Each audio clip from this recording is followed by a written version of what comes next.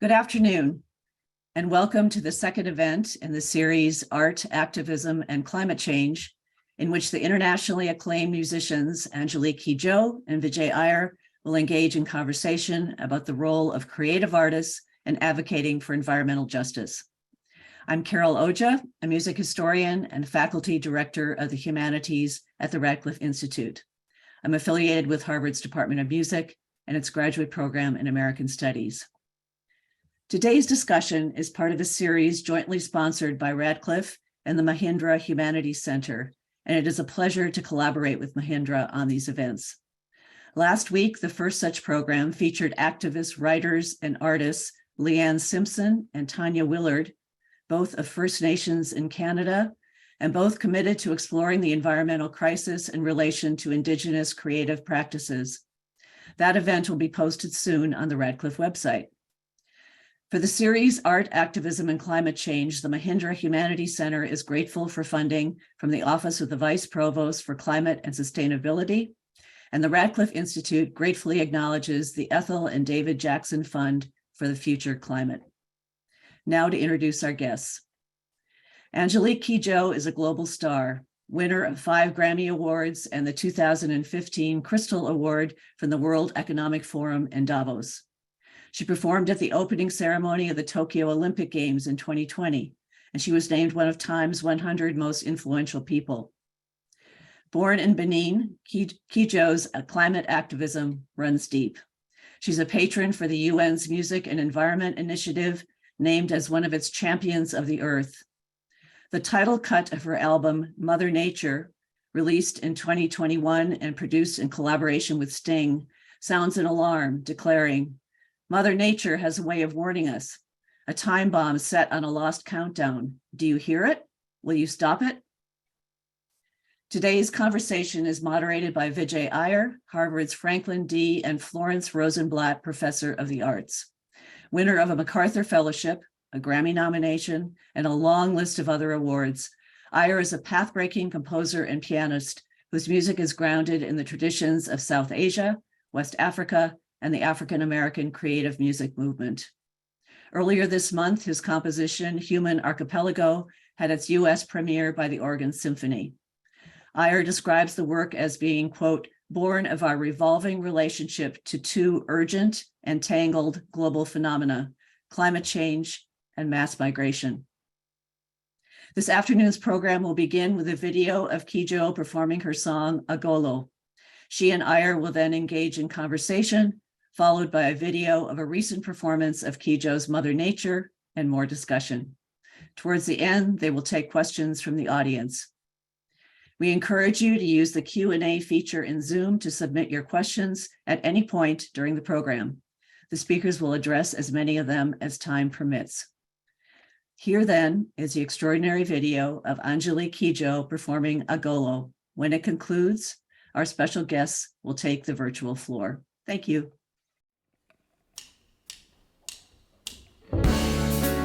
From now on, everybody stand up and dance. No more sitting down. Come on, y'all.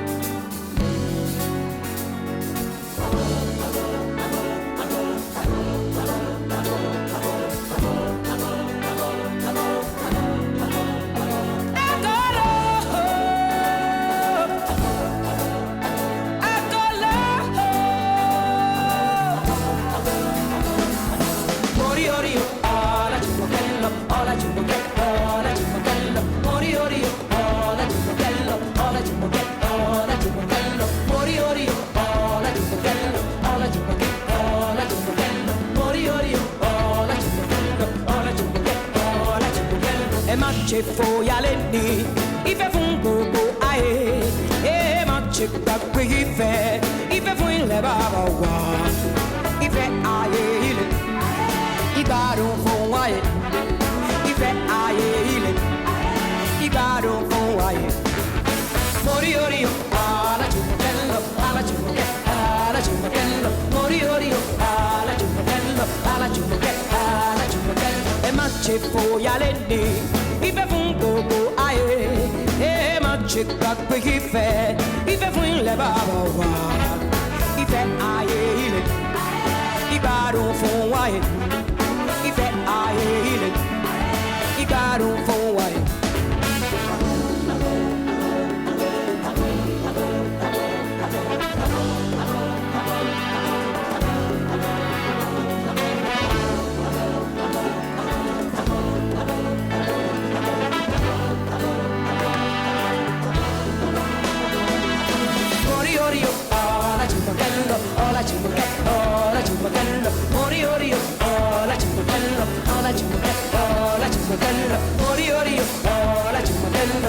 ora cimutello, moriori, ora cimutello, ora cimutello, ora cimutello, e ma c'è foglialeni, i fe fun aye, e ma c'è qua gli fe, i fe fun le baba wa, i fe aye ile, i baro fun aye, i fe aye ile, i baro fun aye.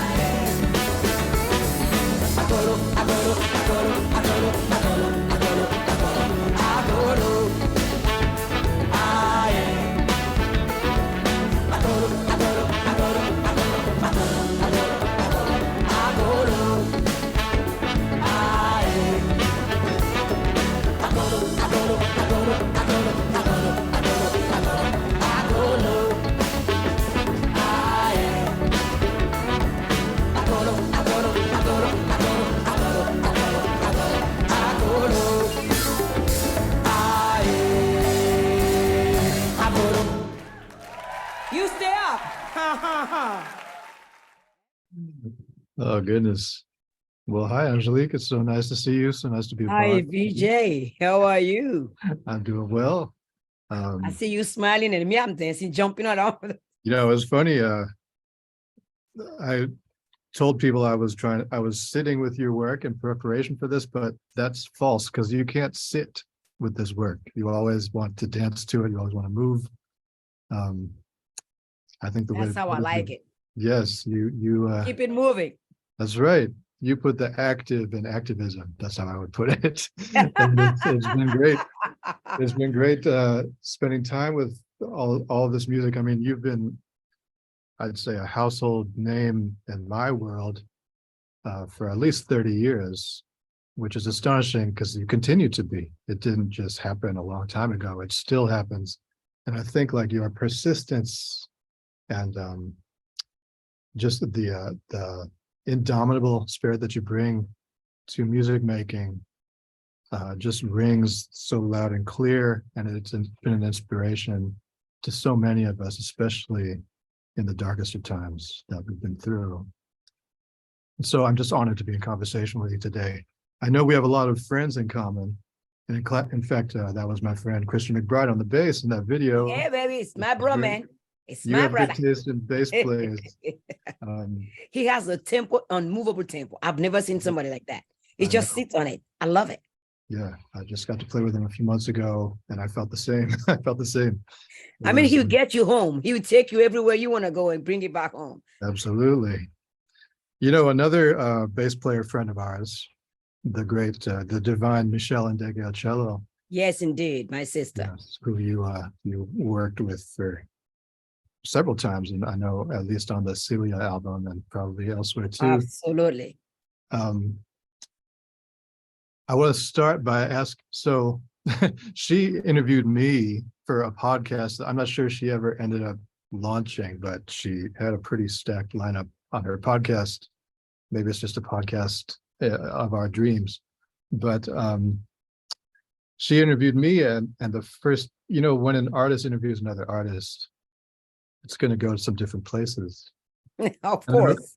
and I remember the first question she asked me, and this is a preface to what I'm about to ask you. First question she asked me, she said, I noticed you have a science background. And I said, uh-oh. And she said, so do you believe in God? And if so, how does that affect how you create music? Or if not? And I'm not going to ask you that quite so bluntly, but I would like to know, I would love to hear about your inspiration and your beginnings and your trajectory, but in particular, the role of spirituality in it, because I feel like it's there, but I don't feel like it gets talked about enough. Yeah, you're right. I grew up in a family of multiple religion. My mother's mother is Protestant, and from my mother's families, from the father's side, they are Muslims, they are Baptist. My father is Catholic. There are so many religions in my family. I grew up between all those religions, going from one to the other. For me, because my deep belief was that there's only one God. We just create many religions to give ourselves some importance. And on doing so, we forget God in the middle of it. And spirituality for me is not just about believing in God. It's about believing in what is right and what is wrong. Believing the fact that we are here inevitably to live together. We only have one earth, one ecosystem. Our skin color don't matter. The language we speak don't matter. As long as we can speak to one another and disagree or agree, it's okay. As long as we don't hurt ourselves or anybody else, it's okay. As long as we give platform to all of us to participate in this world equally, we are great. Our spirituality will be safe. So that's what my music is about, to build bridges between culture, between people, because we have put a great deal of creativity in dividing our human family into pieces. And I don't believe in it. Yes. Yeah, that's how I hear your music, and particularly your voice, is that it calls us together. That's the strength in your voice is one of hailing us or calling us or inviting us in to this larger sense of us, larger sense of community. And it's just been magnificent to witness for all this time. I know that people compare you often to the great Miriam Makeba Zenzale. And I want to talk about her and her influence on you. But I also feel like I could compare you to James Brown. The hardest working man in show business. I think you're the hardest working queen in show business. I've listened to a lot of your records, but you know how things show up as tracks, individual songs here and there. But then, like I've never had the pleasure, the privilege of seeing you perform a whole concert live. But I did watch several videos of full concerts. And that's when it really hits me that, okay, there's the power of your voice, but there's also the stamina and the life force, if I may say, that kind of carries it all the way through from beginning to end without ever flagging or tiring. As that tireless energy that you have and that you have always had, that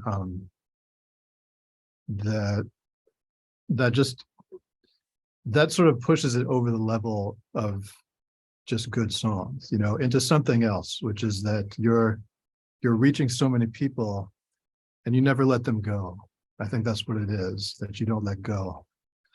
But that's what I've noticed about the way you create community in your music making, the way you invite people in, and the way you build collaborative relationships and sustain them over time.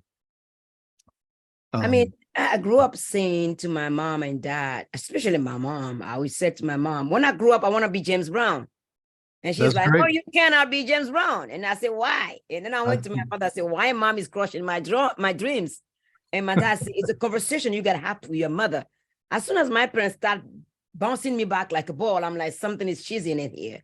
But the thing is that is a good, interesting is that I was raised in a family of 7 brothers, and I was number 7.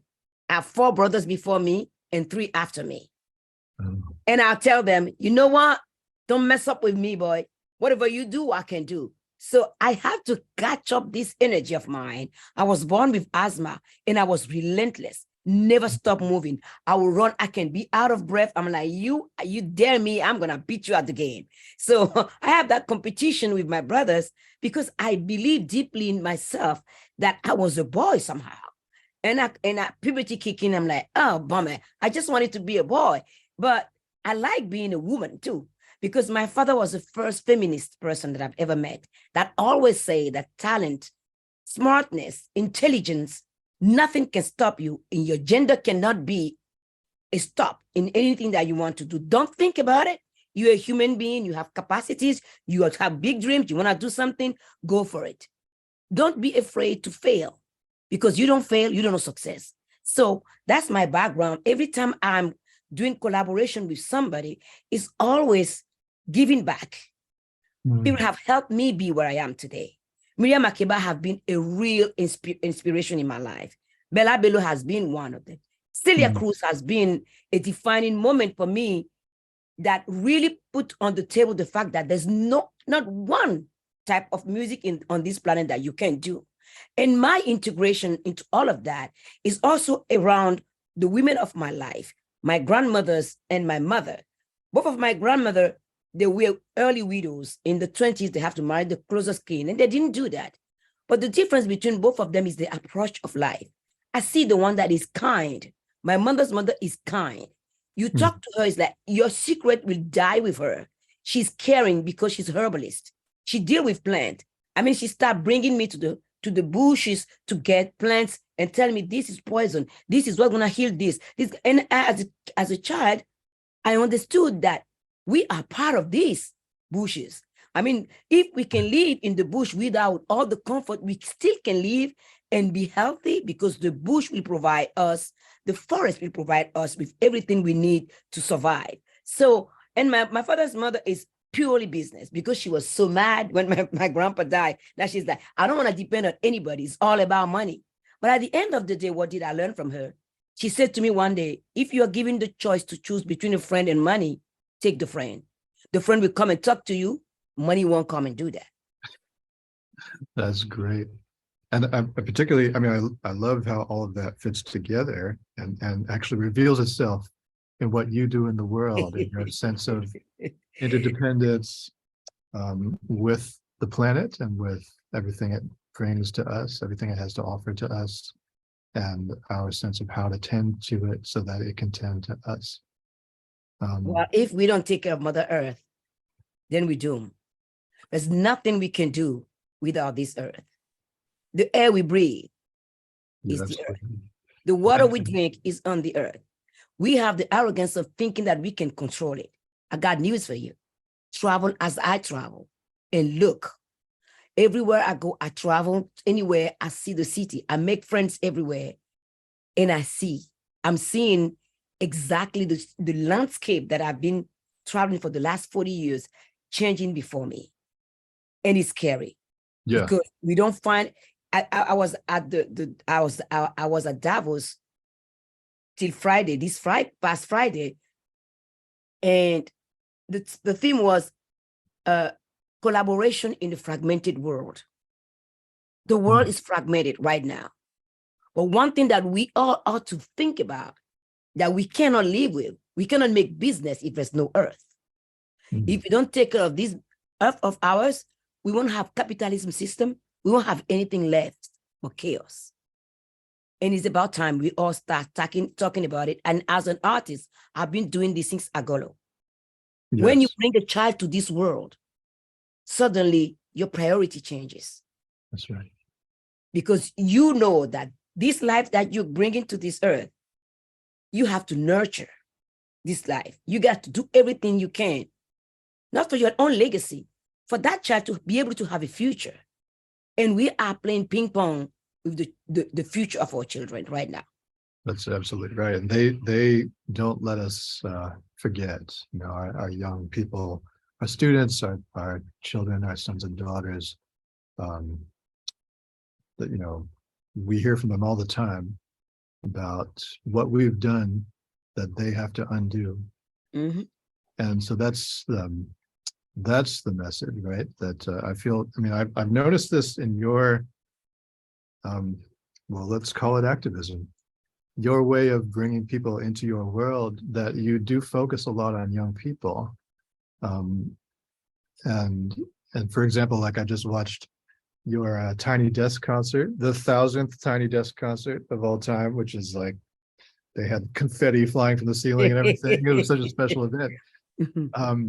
And you brought up a young vocalist and rapper, Sampa the Great, as just an example of like how you're, even at this phase in your life and your career, you're still enlisting young artists, and you have your ear to the ground in that sense. How, you know, how can you talk a little bit more about that, about how you find people and how you make contact like that? You know, I grew up in a oral transmission society, and I'm pretty sure you too, because all of us, we have grandparents that talk to us, that tell us stories. Things we tell our grandparents, we can't tell our parents because we messed up, and we go find them and they help us find the solution, right? Right. So if you grow up in a society, in a world of transmission that we tend to forget with technology today, the first thing you learn is that you are not alone on this planet, that your survival depends on others too. And it's not of your brothers and your family, the close family, it's the humanity at large. We are interconnected. And when I started my career, it was pretty clear for my parents to let me do whatever I wanted to do. I won't tell you it was easy, because you have jealousy, people calling me all kind of names. And when I come back home, I'm centered by this transmission of my grandmother telling me, don't let people define who you are. Yes. I'm here, my journey is not only me. I have the voice, but it depends who you surrounded yourself with and what you foresee for yourself. And you have to have a long-term view. In any job you want to do, you have to say to yourself, you can see 5 years from now or 10 years from now, this is where I want to be. And it informs everything you are doing, every step on the way, where you have to go. And when you're a woman in the world of men or patriarchy, it's even more vital to do that. And if you're a Black woman in the patriarchy world, it's a double-edged sword. So you have to be open, and you have to be always focused on who you will surround yourself with to be able to achieve your goal. Mm-hmm. And one thing that comes to mind every time I'm anywhere and I'm in the circumstance of adversity, there's one phrase of my mom that come back is, kindness is a bulletproof vest. Let people throw shit at you and listen to it and give them a big smile and say, okay, now you done your tantrum. Now can we talk? Exactly. What's next? Yes, I believe the American phrase is kill them with kindness. Although we don't want them. We don't want to kill them. We want to. I don't want to kill nobody. We want to help them. I want you to be the gangster of kingdom with me. I love it. I love it. Listen, we could talk, this will go on in a blink of an eye, but I'm supposed to bring up this next video, which you mentioned in your visit to Davos last week, that you performed this song, Mother Nature. And in front of head of states and businessmen before. It's the first time the Davos annual meetings start with music ever since Davos existed. Yeah. And that's why I did that song, because we all know what is going on in front of climate change. Well, we're going to listen to it and watch it. And afterward, I want to ask you about how it went over, because I always wonder, when we as artists enter these environments, how ready they are to hear, what we're trying to tell them. But meanwhile, those of you watching at home or from your device, you are welcome to drop your questions for the divine Angelique Kidjo in the Q&A section in the chat. Okay, we're going to hear Mother Nature.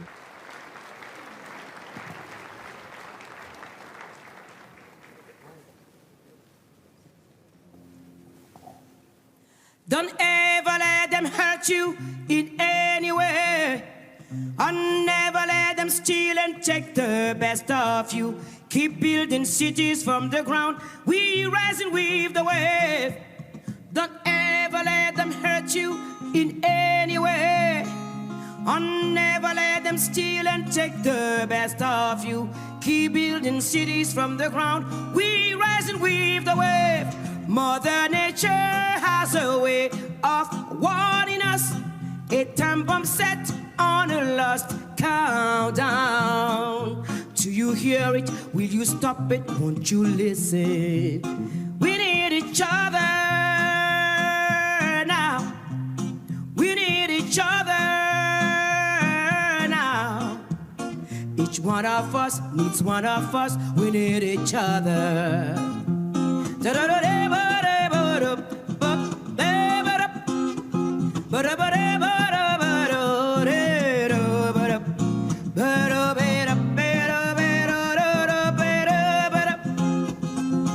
ever let them hurt you in any way. Oh, never let them steal and take the best of you. Keep building cities from the ground. We rise and weave the wave. Mother Nature has a way of warning us. A time bomb set on a lost countdown. Will you find it? Will you stop it? Won't you listen?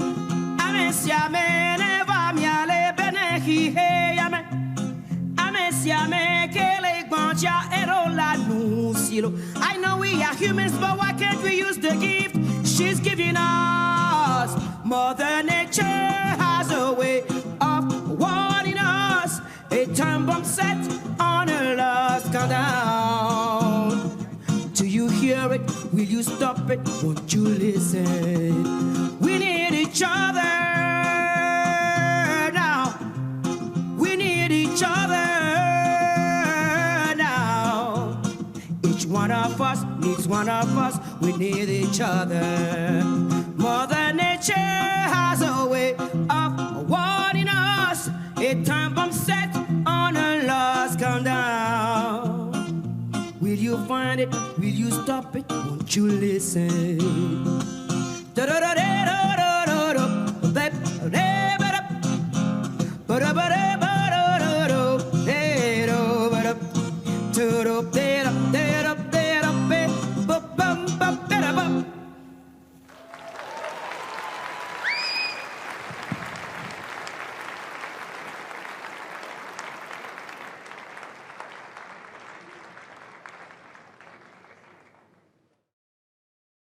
Yes, indeed. Yes, indeed.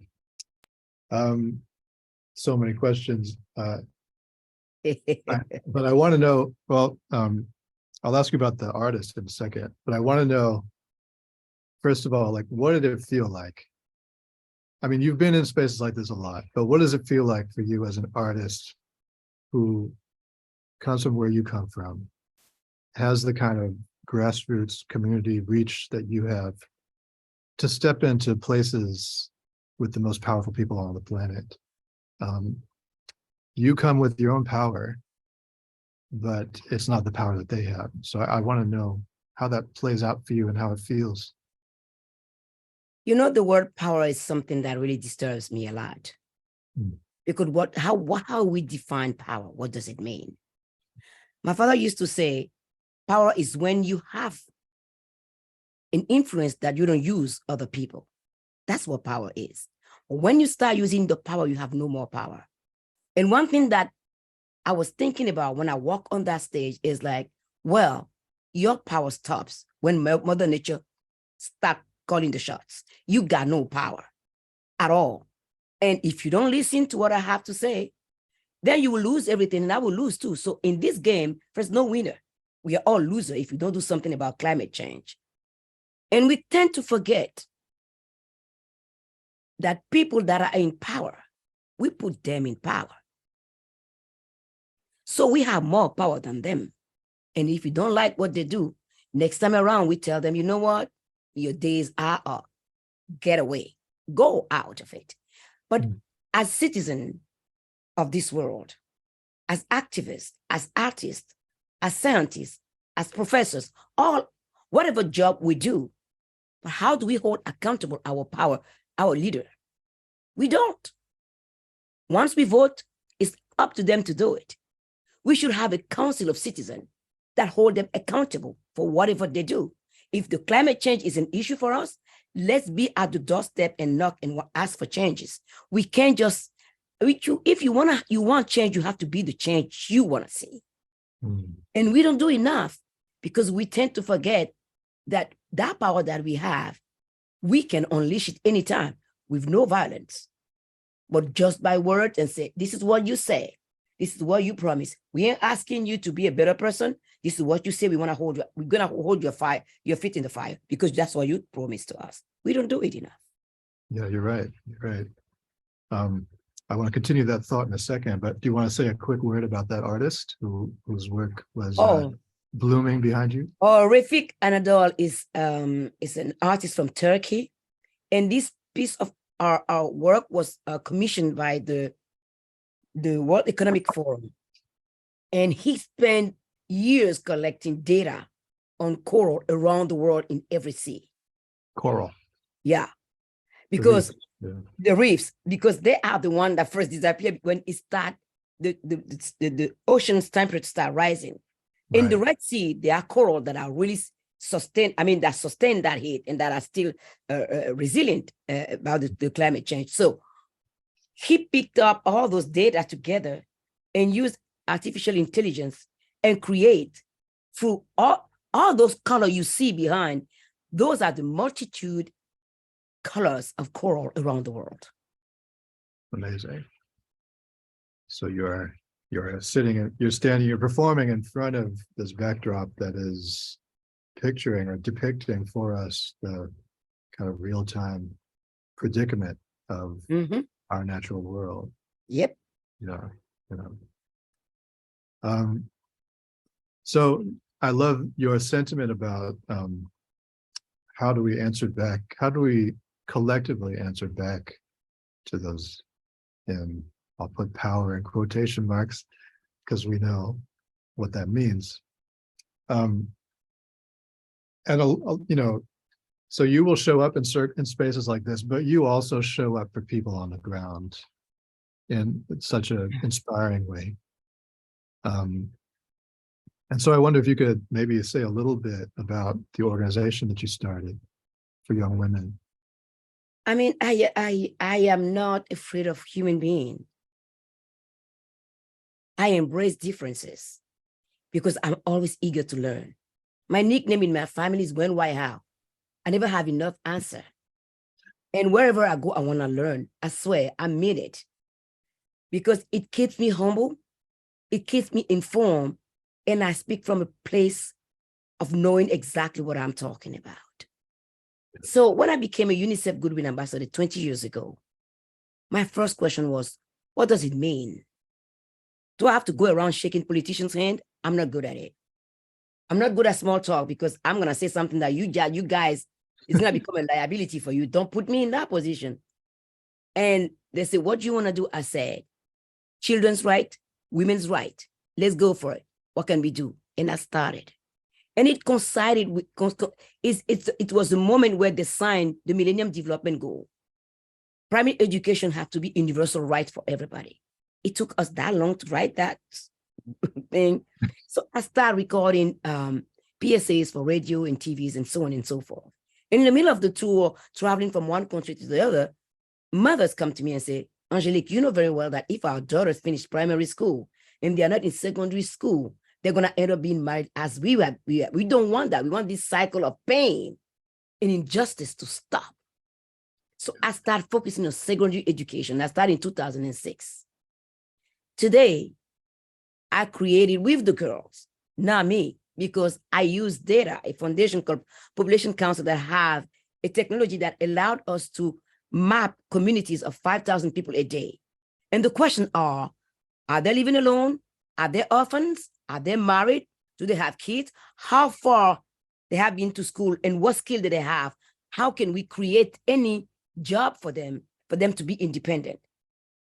And it has been a success because I always ask, what do you need? I'm not God. I don't have that pretension. I don't have answers to everything. And I don't want to be the person telling people what they have to do. Tell me what you need. What can we do together? People that you say you're going to help, you don't respect them, then you don't have any impact. The help don't work. And the people you're helping, they help you too, to understand that they have the solution in the challenge in the ecosystem where they are living. So from 1,000 girls, we are 4,000 something today. They have impacted 1 million people. And we are moving to Senegal next year because our program function is based on the girl wanting seed funding from the organization that we built. And then we give them the seed funding. We give them training, financial training for them to know how to invest, how to save the money, and whatever they want to do, create jobs in their own communities. Because you don't create jobs, young boys that don't have jobs, they end up in the boats or they become a danger for the stability of a country. So for me, you start with a woman and you touch the whole tissue of the family. They are the ones that pay back all the time. And when you give them funding, they invest it back into the community too. So for me, talk is cheap, action is expensive. Let people be their own agency. Exactly. Can you, this is the organization called Batonga. Can you tell us what that name means? Batonga. I made that words up when I started high school. I was so excited to get to high school. I'm like, now I'm an adult. And now with my friends, we make plans. Yes, we're going to go to school. We're going to do this. And I was like, I'm going to be a human rights lawyer, or I'm going to be surgeon, blah, blah, blah. You have all those kind of dreams. And you arrive and there are boys that are ready to bully you, to discourage you, to humiliate you for you to go home. And every day I will come to school. I have that group of boys. They all have a stick with a mirror and they're going to look under your skirt to see what your underwear look like. And I hated it. So one day I go back home, I said, Dad, you know I can fight, right? I'm gonna punch them in the face. My pastor said, nope. Did I raise you for punching people? Did I raise you for beating people? What are you talking about? What did I told you? Your brain is your ultimate weapon. Use it. Don't be stupid. They are acting like stupid boys. Be smarter than them. Because we boys, we men, we think that we know better than everybody else. Once you shame us, we just leave you alone because you don't want to come back to your shore anymore. Yes, the ego. And then he said, find the words to just throw them out of my back. So I came up with the word batonga, which means get out of my back. You are not going to tell me what I'm going to do, who I'm going to be. You got nothing to do in my life. Just get out. That's excellent. That's great. You got any other words you made up that we can start other organizations? I made up so many words. Forget it. I think. I want to talk just for us. We're going to pretty soon get to questions from the audience, but I want to talk to you about climate change and Africa in particular, how it's been affecting your homeland, your home country, for example. And maybe like, when did that first become? I mean, you were talking about traveling and noticing changes in the world in the last 2 or 3 decades, but at some point, because the song we started with is from 30 years ago, so you already had this feeling. And so where did that feeling come from, or that awareness? I mean, it started with my grandmother, because she said there are certain, my mother's mother, the herbalist. Okay. And I was sitting with her. She has pouches with herbs in it. And and I'm like, oh, that one that smelled this one. And then she started telling me there are some of them I can't find anymore. Wow. It was 3 years after Agolo. My mother's mother died in 1996.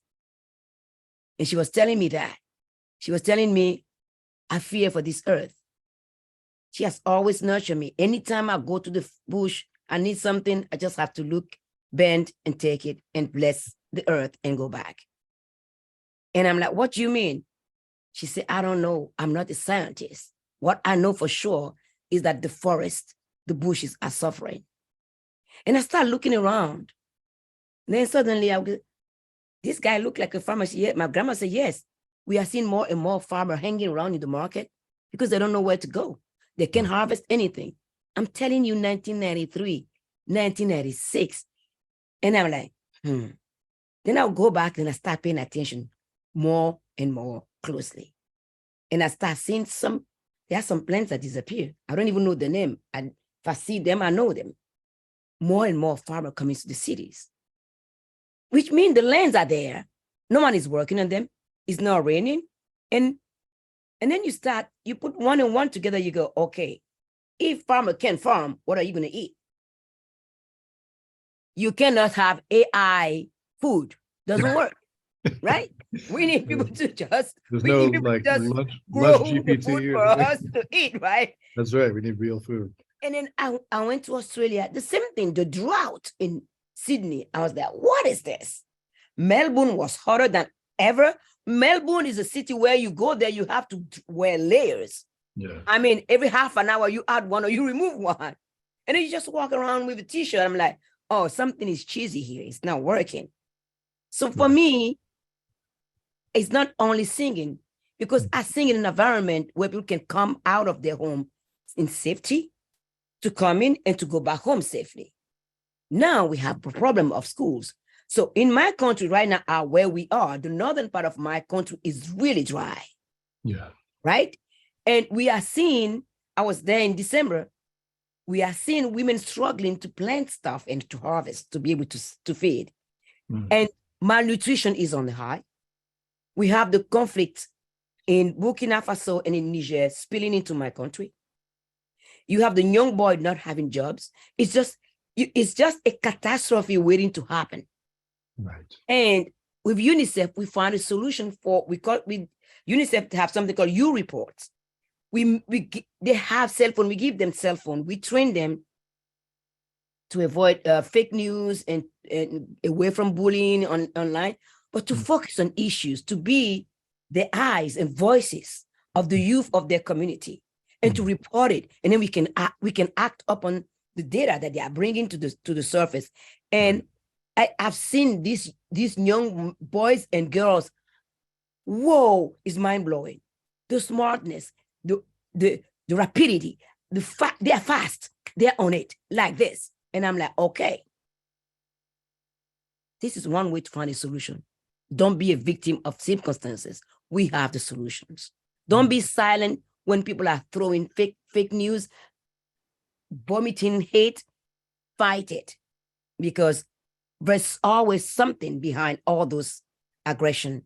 The person that is doing all that is not feeling well. So how do we reach out and tell the person, we're here for you? Stop it. Absolutely. That's great. That's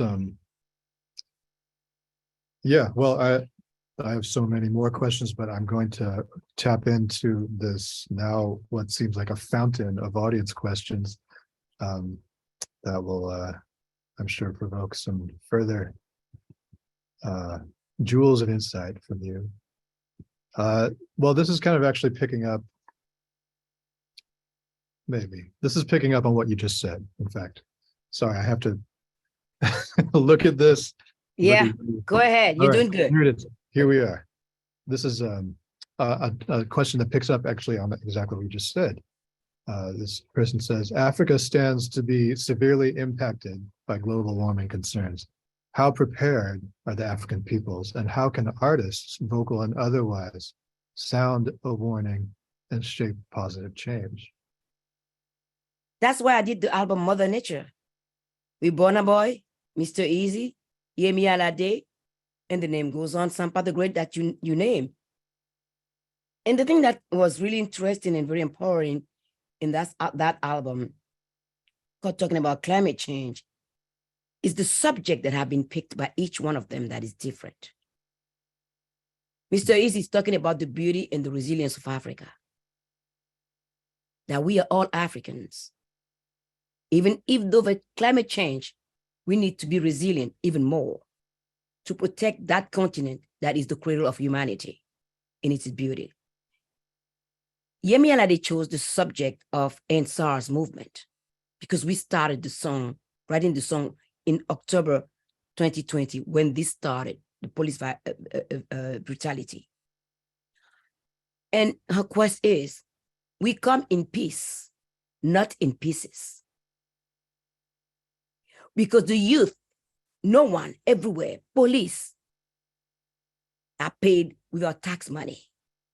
They're supposed to protect us, not to abuse our rights. And it goes both ways. If we want the police to do its job properly, we have to respect the police. Mm-hmm. When that contract is broken, it's dangerous. Mother Nature is at the center of it. Because every person we lose is somebody that can bring something to the table to find solution to Mother Earth problem. Yeah. You have Burna Boy said, do yourself.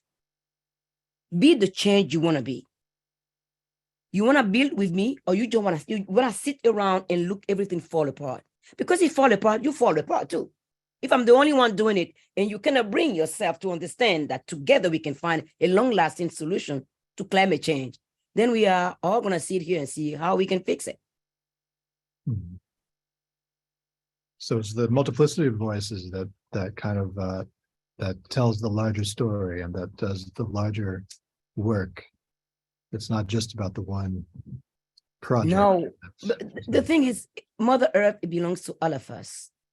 And the problem we have in Africa is that Africa as a continent going to be really much more impacted than any polluting countries or continent.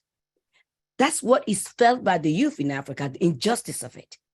They haven't profited from anything, but they have to be at the end, receiving end of all the consequences of it.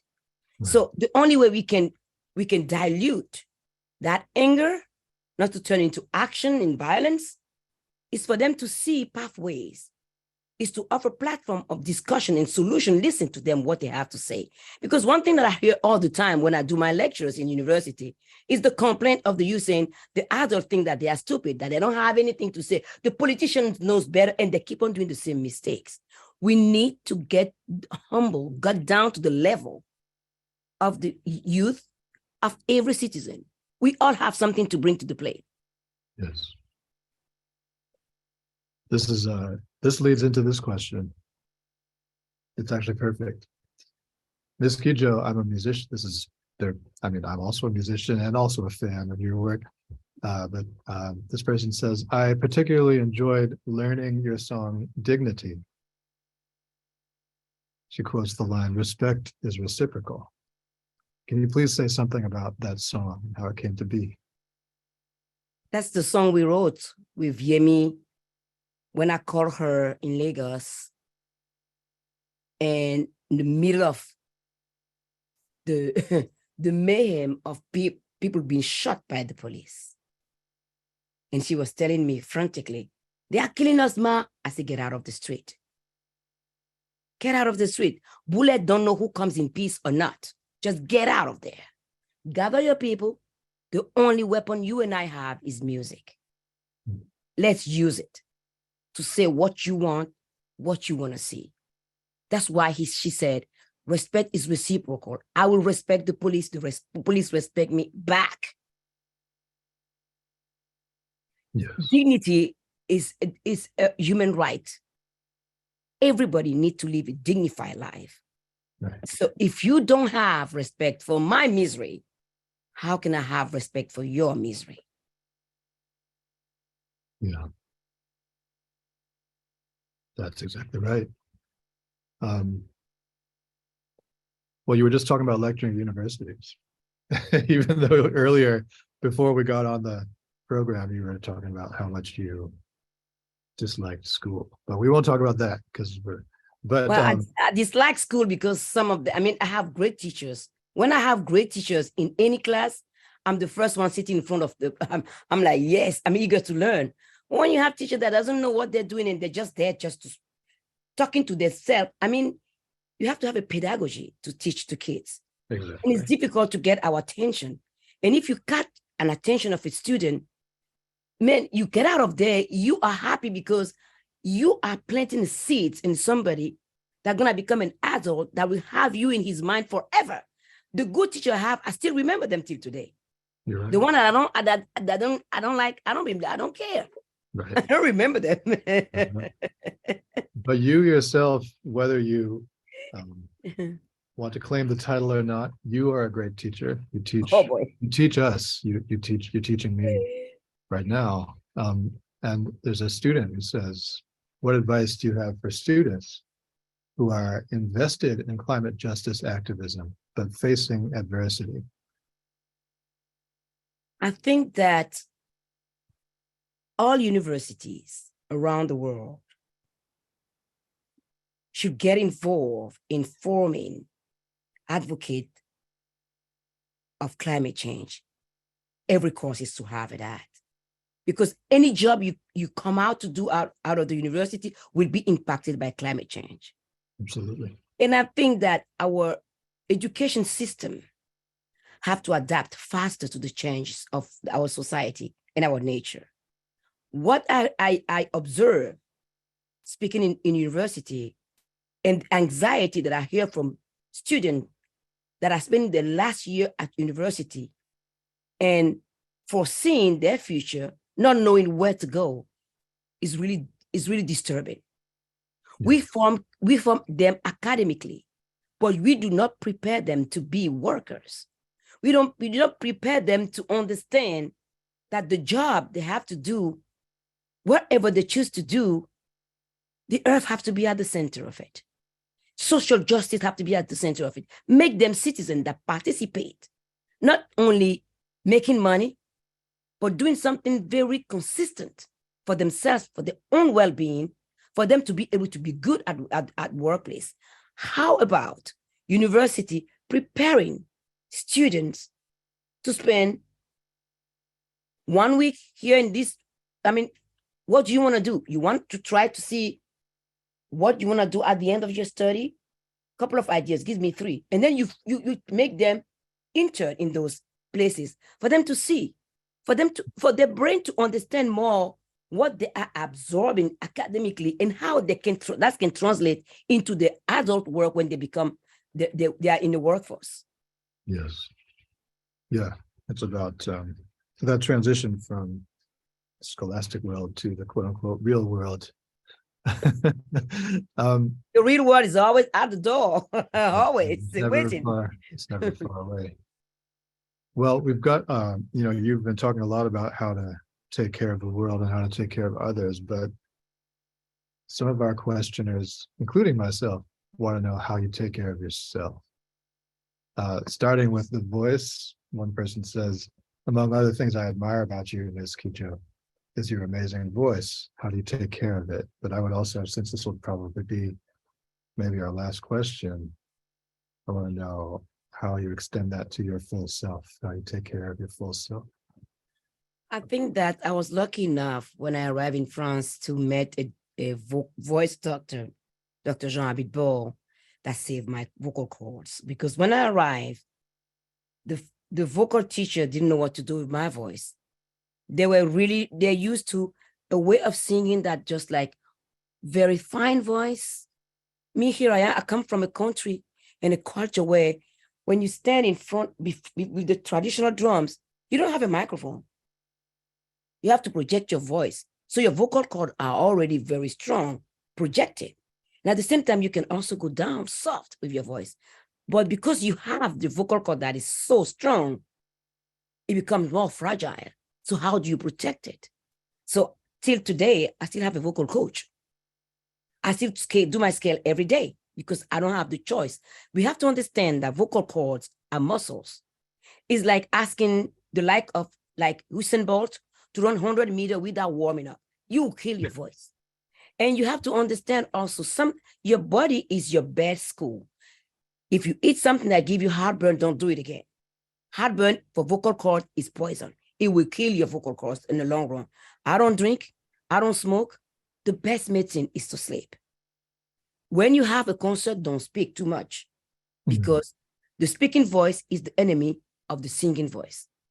And if I don't have music, I don't know if I will still have this energy, because sometimes when I on my trip, seeing the pain and the suffering of people and the capacity that we have to destroy lives with action and words, if I didn't have music, I would be in a psychiatric hospital. So I take good care of myself because music takes good care of me, because I write music. What I see, how do I put in a beautiful song that you can listen to? When you are home, when you come, you can dance with me. And when you go back home, listen, learn from it, take strength from it. I want to empower people to see the endless possibility of each one of us and with all of us together. So that's how I take care of myself.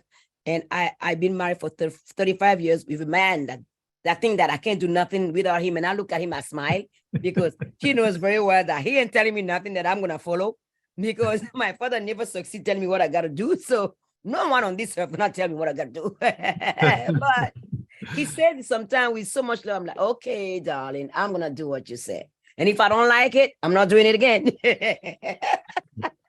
So we laugh a lot. Laughter is a medicine. For me, joy is a state of mind. And I'm always joyful. Every day I wake up, I greet my body and I greet the day, because it's a blessing to sleep and to wake up. That's perfect. And that's a life lesson. Once we take care of ourselves, we can start to take care of others. And you've taken care of all of us today. And we're so grateful and honored to be in your presence and to share this planet with you, and to get to experience your music live and on recordings and in every context you bring it to, and for all your goodwill and all the ambassadorship and stewardship that you brought to the planet. We thank you, and thank you all for listening. I'm going to hand it back now to my colleague, Professor Carol Oja. Cheers, Angelique. See you in New York. Thanks for inviting me. Thanks for allowing me to be part of your world too. My honor. Thanks. So this concludes our program today, and I want to thank you both, Angelique Kidjo and Vijay Iyer, for your thoughtful conversation and the way that you've shaped ideas about the climate crisis that we face as a global community, and how we need that sense of global cooperation to make things better. So thanks as well to our audience for the excellent questions. Thanks to all of you for joining us, and take care.